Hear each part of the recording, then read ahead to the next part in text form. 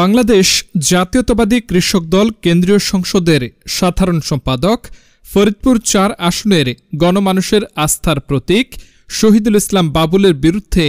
মিথ্যা মামলা প্রত্যাহার ও নিঃশর্ত মুক্তির দাবিতে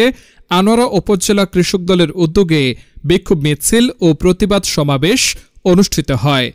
মঙ্গলবার ১৯ আগস্ট সন্ধ্যায় উপজেলার কালাবিবি দিঘির মোড়ে চট্টগ্রাম দক্ষিণ জেলা কৃষক দলের সিনিয়র যুগ্ম আহ্বায়ক আনোয়ারা উপজেলা কৃষক দলের আহ্বায়ক সালাউদ্দিন সুমনের সভাপতিত্বে অনুষ্ঠিত হয়। উক্ত বিক্ষোভ মিছিল পূর্বক সমাবেশে বক্তব্য রাখেন আনোয়ারা উপজেলা কৃষক দলের সদস্য সচিব নাজিম উদ্দিন খান, আনোয়ারা উপজেলা কৃষক দলের যুগ্ম আহ্বায়ক আনোয়ার হোসেন, জসিমউদ্দিন চৌধুরী, নুরুল ইসলাম সওদাগর। এতে আরও উপস্থিত ছিলেন আনোয়ারা উপজেলা কৃষক দলের সদস্য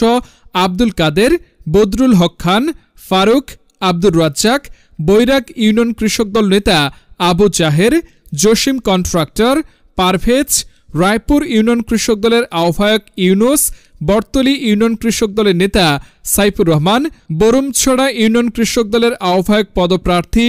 ইদ্রিস, সদস্য সচিব পদপ্রার্থী শাহাবুদ্দিন, বারখাইন ইউনিয়ন কৃষক দলের আহ্বায়ক মুক্তার সওদাগর, সদস্য সচিব জামাল সওদাগর, সিনিয়র যুগ্ম আহ্বায়ক হাশেম সওদাগর, যুগ্ম আহ্বায়ক মারুফ, যুগ্ম আহ্বায়ক কায়সার, চাতুরী ইউনিয়ন কৃষক দলের আহ্বায়ক পদপ্রার্থী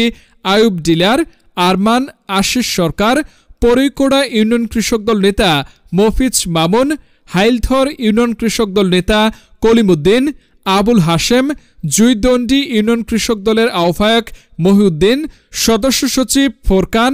বিভিন্ন ইউনিয়ন থেকে অসংখ্য নেতাকর্মী উপস্থিত ছিলেন। নেতৃবৃন্দ কৃষক দল কেন্দ্রীয় সংসদের সাধারণ সম্পাদক শহীদুল ইসলাম বাবুলের মিথ্যা মামলা প্রত্যাহার ও নিঃশর্ত মুক্তি দাবি করেন।